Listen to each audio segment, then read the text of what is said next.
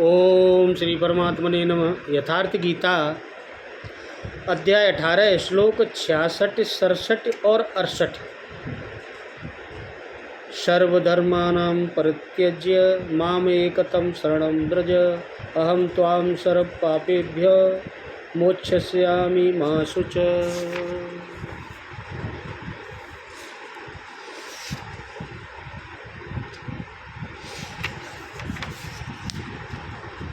इदं तेन अतपस्काय न अवताय कदाचन न च अश्रुषुषवे वाच्यं न च मां यश अभ्यसूयते।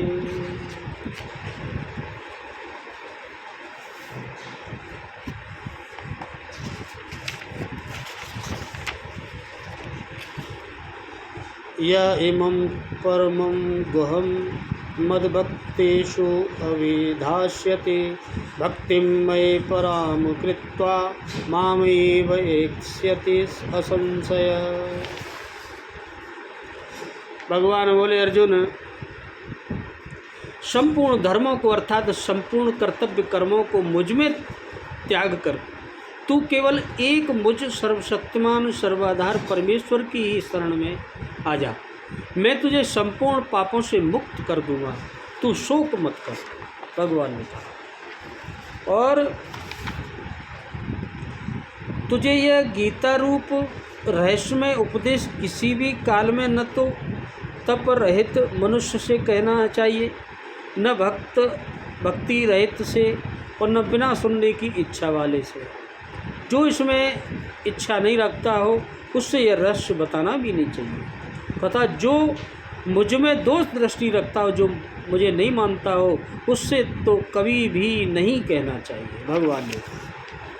और जो पुरुष मुझ में परम प्रेम करके इस परम रहस्ययुक्त गीता शाक्य को मेरे भक्तों में कहेगा, वह मुझको ही प्राप्त होगा, इसमें कोई संदेह नहीं है। भगवान ने स्पष्ट किया, कोई संदेह नहीं है। जो मेरे इस गीता वाक्य को किसी से कहेगा उसका भी कल्याण हो जाएगा।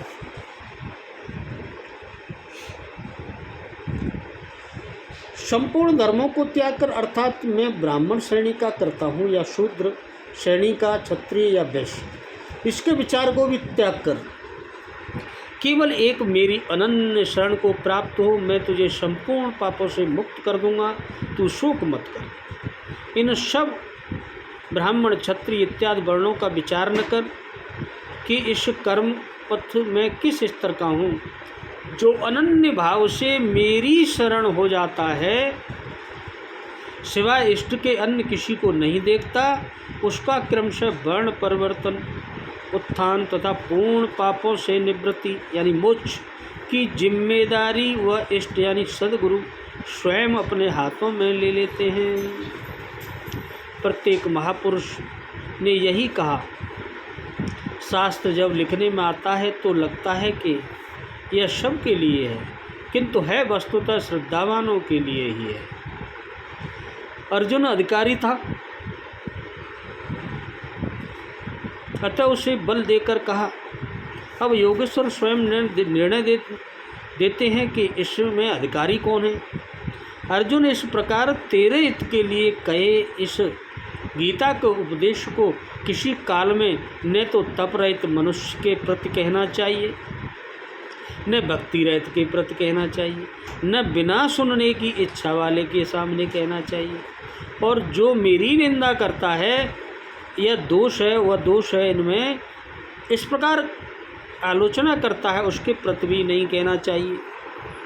प्रश्न स्वाभाविक है, तब कहा किससे जाए।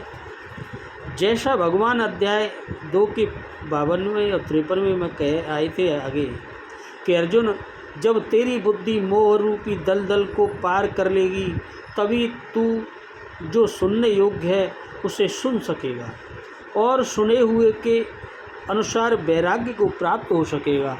अनेक प्रकार के वेद वाक्यों के सुनने से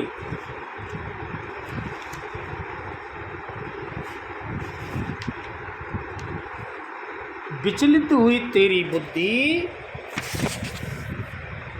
देव वाक्य को बहुत सुनने, लेकिन बुद्धि हो गई विचलित, ऐसी विचलित बुद्धि जब अचल स्थिति ठहर जाएगी, रुक जाएगी, तब तू योग को प्राप्त होगा।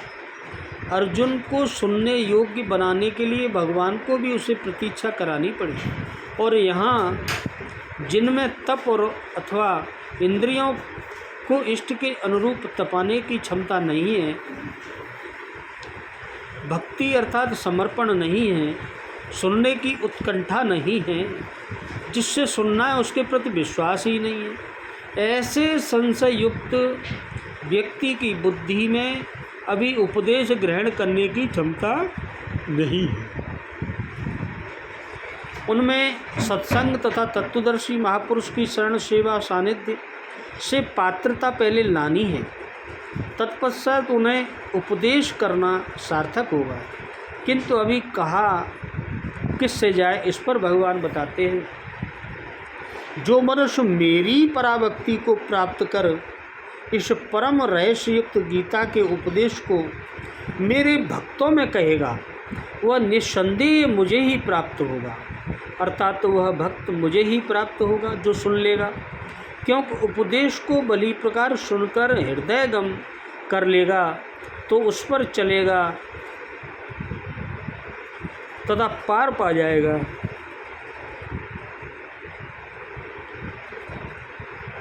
अब उस उपदेशकर्ता के लिए भगवान कहते हैं आगे, अभी अर्जुन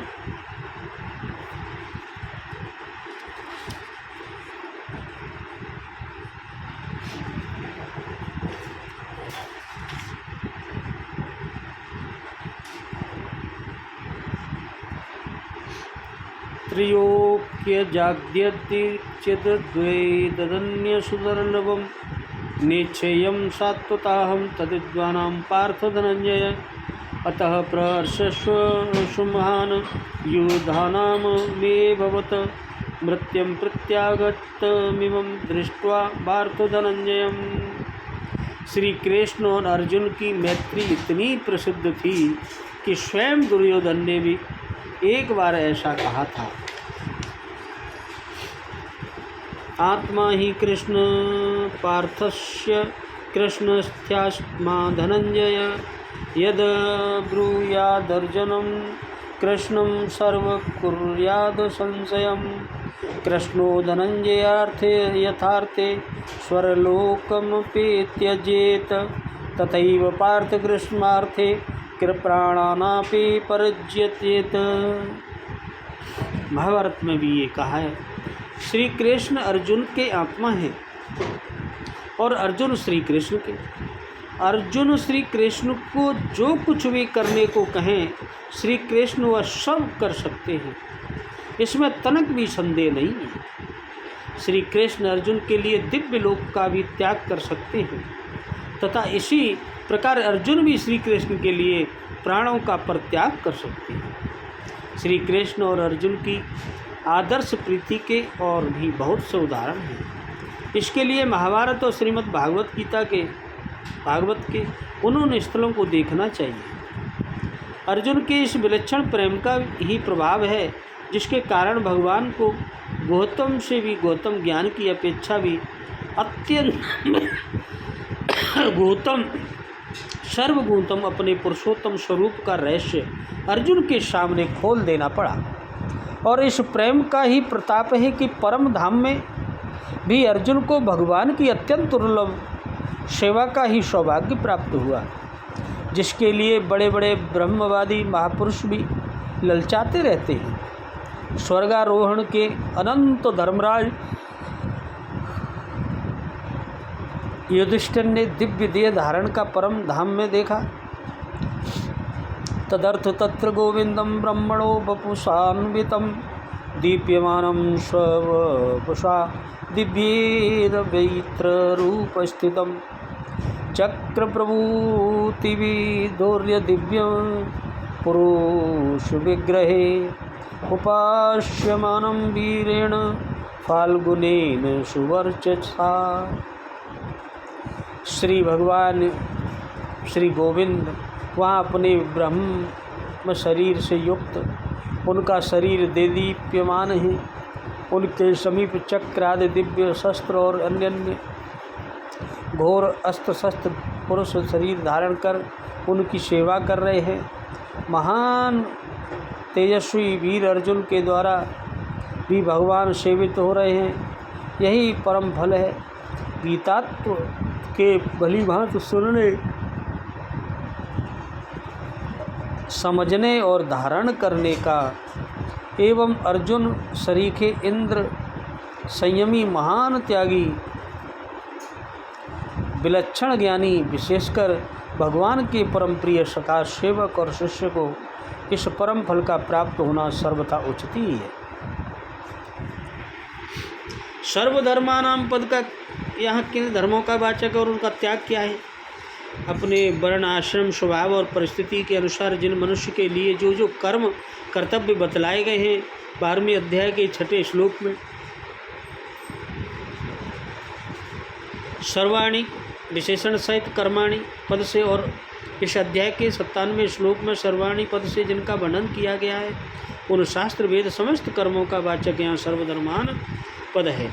इन समस्त कर्मों का जो उन लोगों दोनों श्लोकों की व्याख्या में बतलाए हुए प्रकार से भगवान में समर्पण कर देना है, वही उनका त्याग है। क्योंकि भगवान इस अध्याय में त्याग का स्वरूप बतलाते समय 7वें श्लोक में स्पष्ट कह चुके हैं कि नियत कर्मों का स्वरूप से त्याग करना यह न्याय संगत नहीं है।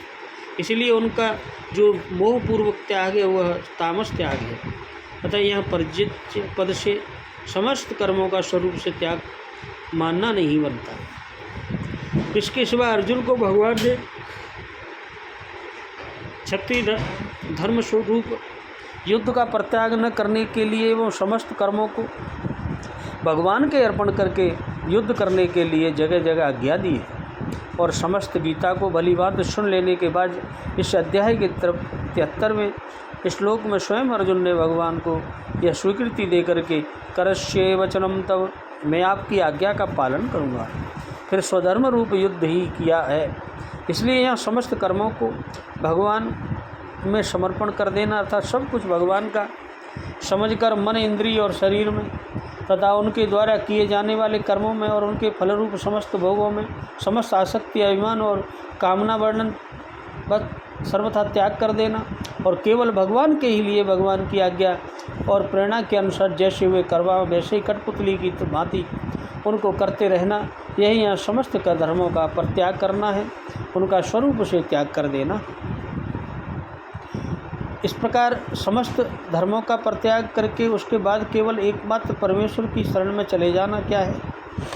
उपयुक्त प्रकार से समस्त कर्मों को भगवान में समर्पण करके 12वें अध्याय के 6वें श्लोक में, 9वें अध्याय के अंतिम श्लोक में तथा इसी अध्याय के 97वें श्लोक में कहे हुए प्रकार से भगवान ही को ही अपना परम प्राप्त, परम गति, परम आधार, परम प्रिय, परम हितैषी, परम सुहृदय, परम आदरण आत्मी तथा भर्ता, स्वामी, संरक्षक समझकर उठते बैठते, खाते पीते, चलते फिरते, सोते जागते और हरेक प्रकार से उनकी आज्ञाओं का पालन करके समय पर श्रद्धापूर्वक अनन्य प्रेम से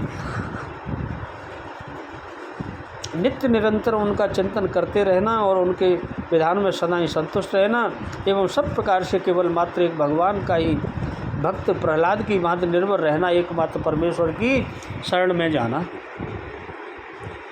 मैं तुझे इस सब पापों से मुक्त कर दूंगा। इसका क्या भाव है? जिससे बंधा हुआ शुभाशुभ कर्मों का स्वरूप से कर्म बंधन है, जिससे बना हुआ मनुष्य जन्म जन्मांतरों नाना योनियों में घूम रहा है, उस कर्म बंधन का वाचक है पाप है। और उस कर्म बंधन से मुक्त कर देना ही पापों से मुक्त कर देना। इसलिए 3रे अध्याय के 21वें श्लोक में कर्म भी मज्जते से 12वें अध्याय के 7वें श्लोक में मृत्यु संसार सागरम समूर्ता भवामी से और इस अध्याय के 98वें श्लोक में 58वें श्लोक में मत प्रसादात सर्वदुर्गाण तरस्य से जो बात कही गई है, यही बात यहाँ मैं तुझे सर्व पापों से मुक्त कर दूंगा, इस वाक्य से कही है। माँ शुच अर्थात तू शोक मत कर। इसका क्या भाव है? इस कथन से भगवान ने अर्जुन को आश्वासन देते हुए गीता के उपदेश का उपसंहार किया है और 2रे अध्याय के 11वें श्लोक में अशोच्याना पद से जिस उपदेश का उपक्रम किया था उसका मौसूस पद से उपसंहार करके यह दिखलाया है कि दूसरे अध्याय के 7वें श्लोक में तुम मेरी शरणागति स्वीकार कर ही चुके हैं। अब पूर्ण रूप से शरणागत होकर तुम कुछ भी चिंता न करो और सुख का सर्वथा त्याग करके सदा सर्वदा मुझ परमेश्वर निर्भर हो रहो। यह सुख का सर्वथा अभाव और भगवत साक्षात्कार ही गीता का मुख्य तात्पर्य है। इस प्रकार भगवान ने गीता के उपदेश का उपसंहार करके उपदेश के अध्यापन और अध्ययन का महत्व बतलाने के लिए पहले अनधिकारी के लक्षण बताते हैं। क्या कहते हैं भगवान? इदम पद यहाँ किसका वाचक है? तथा यह तप रहित मनुष्य से किसी भी काल में नहीं करना चाहिए, इसका क्या भाव है? दूसरे अध्याय के 11वें श्लोक से लेकर उपयुक्त श्लोक तक अर्जुन को अपने गुण प्रभाव रहस्य स्वरूप का तत्व समझाने के लिए भगवान ने जो उपदेश दिया उस समस्त उपदेश का वाचक इदम पद है। इसके अधिकारी का निर्णय करने के लिए भगवान और 4 दोषों से युक्त मनुष्य को यह उपदेश सुनाने की मनाही है। उसमें उन्होंने उपयुक्त वाक्य के द्वारा तप रहित मनुष्य को इसे सुनाने की मना की है। अभिप्राय यह है कि यह गीता शास्त्र बड़ा ही गुप्त रखने योग्य विषय है। तुम मेरे अतिशय प्रेमी भक्त हो, देवी संपदा से युक्त हो, इसलिए इसका अधिकारी समझकर मैंने तुम्हारे हित के लिए तुम्हें यह उपदेश दिया है। अतः जो मनुष्य स्वधर्म पालन रूप तप करने वाला न हो, भोगों की आसक्ति के कारण सांसारिक विषय सुख के लोभ से अपने धर्म का त्याग करके पाप कर्मों में प्रवृत्त हो, ऐसे मनुष्य को मेरे गुण प्रभाव और तत्व के वर्णन से भरपूर यह गीता शास्त्र नहीं सुनाना चाहिए, क्योंकि वो इसको धारण नहीं कर सकेगा। इससे इस उपदेश का और साथ ही साथ मेरा भी अनादर हो जाएगा। भक्ति रहित मनुष्य से ये कभी नहीं कहना चाहिए, इसका क्या भाव है? इससे भक्ति रहित मनुष्य को उपयुक्त उपदेश सुनाने की मनाही की है। अभिप्राय यह है कि जिसका मुझ परमेश्वर में विश्वास प्रेम पूज्य भाव नहीं है और जो अपने को ही सर्वे सर्वा समझने वाला नास्तिक, ऐसे मनुष्य को भी यह अत्यंत गोपनीय गीता नहीं सुनानी चाहिए, क्योंकि यह इसे सुनने कर उसके स्वभावों को न समझने के कारण इसे धारण नहीं कर पाएगा। अश्रुश्रुवस्य पद किसका वाचक है? और गीता के उपदेश न सुनने के लिए कहने का क्या भाव है? जिसकी गीता शास्त्र को सुनने की इच्छा न हो उसका वाचक है अश्रुश्रुव पद है। उसे सुनाने की मनाही करके भगवान ने अभाव दिखलाया है कि यदि कोई अपने धर्म का पालन रूप तप भी करता हो, किंतु गीता शास्त्र में सिद्धांत प्रेम न होने के कारण वो उसे सुनना न चाहता हो, तो भी उसे यह परम गोपनीय शास्त्र नहीं सुनाना चाहिए, क्योंकि ऐसा मनुष्य उसको सुनने से ऊब जाता है और उसे ग्रहण नहीं कर सकता। इससे मेरे उपदेश का और मेरा अनादर होता है। भगवान ने कहा, जो मुझ में दोष दृष्टि रखता है उसे तो कभी भी नहीं कहना चाहिए।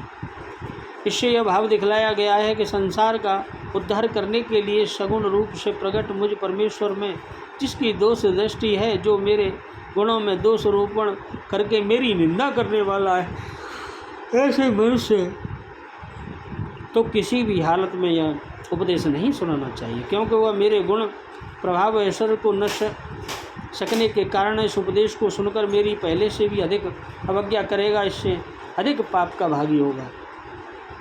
उपयुक्त 4 दोष जिसमें हो उसी को यह उपदेश नहीं करना चाहिए, या चारों में से जिसमें 1, 2, 3 दोष हो उसको भी नहीं सुनाना चाहिए। चारों में से एक भी दोष जिसमें नहीं हो वह इस उपदेश का पूरा अधिकारी ही है। इसके सिवा जिसमें स्वधर्म पालन रूप तप की कमी हो पर उनमें बाद के 3 दोष नहीं हो तो वह भी अधिकारी है, तथा जो न तपस्वी हो, न भगवान का पूर्ण भक्त हो, न परंतु गीता सुनने जाता हो, वह भी किसी अंश में अधिकारी है, किंतु तो भगवान में दोष दृष्टि रखता है, उनकी निंदा करता है, वह सर्वदा अलंकारी है, उसे तो कभी भी नहीं कहना चाहिए। भगवान ने कहा, इदम पद किसका वाचक है? उसके साथ परम गुण का क्या भाव है? यहाँ गीतोक्त तो समस्त उपदेश का वाचक है, उसके साथ ये विशेषण देकर भगवान ने यह भाव दिखलाया है कि उपदेश मनुष्य को संसार बंधन से छुड़ाकर साक्षात मुझ परमेश्वर की प्राप्ति कराने वाले होने से अत्यंत श्रेष्ठ और गुप्त रखने योग्य है। मदभक्त पद किनका वाचक है? इसका प्रयोग का भाव क्या है?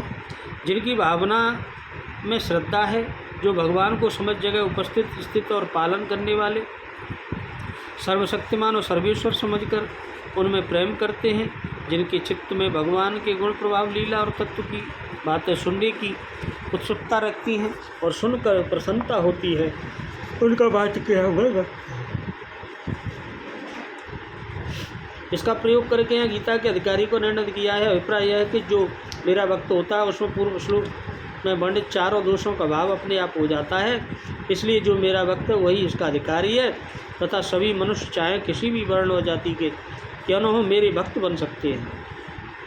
वर्ण और जाति आदि के कारण इसका कोई भी अधिकारी नहीं है। भगवान में परम प्रेम करके भगवान के भक्तों में इस उपदेश का कथन करना क्या है। स्वयं भगवान में जो या उनके वचनों में मत से श्रद्धा युक्त होकर एक एवं भगवान के नाम गुण लीला प्रभाव और स्मृति से उनके प्रेम में बेहल होकर केवल भगवान की प्रसन्नता के लिए ही निष्काम भाव से उपयुक्त भगवत भक्तों में इस गीता शास्त्र का वर्णन करना, अर्थात भगवान के भक्तों को इसके मूल श्लोकों का अध्ययन कराना, उनकी व्याख्या करके अर्थ समझाना, शुद्ध पाठ करवाना, उनके भावों को भलीभांति प्रकट करना और समझाना, श्रोताओं की शंकाओं का समाधान करके गीता के उपदेश को उनके हृदय में जमा देना और गीता के उपदेश अनुसार चलने में उनकी दृढ़ भावना उत्पन्न कर देना आदि सभी क्रियाएं भगवान में प्रेम करके भगवान के भक्तों को गीता का उपदेश कथन करने के अंतर्गत आ जाती है। वह मुझको ही प्राप्त होगा, इसमें कोई संदेह नहीं है। इसका क्या भाव है। इससे भगवान ने भाव दिखलाया है कि इस प्रकार से जो भक्त केवल मेरी भक्ति के ही उद्देश्य से निष्काम भाव से मेरे भावों का अधिकारी है, पुरुषों में विस्तार करता है, वह मुझे प्राप्त होता है, इसमें किंच मात्र भी संदेह नहीं है। अर्थात यह मेरी प्राप्ति का एकांतिक उपाय है। इसलिए मेरी प्राप्ति चाहने वाले अधिकारी भक्तों को इस गीता शास्त्र के कथन तथा प्रचार का कार्य अवश्य करना चाहिए। बोलो राधे राधे, जय जय श्री कृष्ण।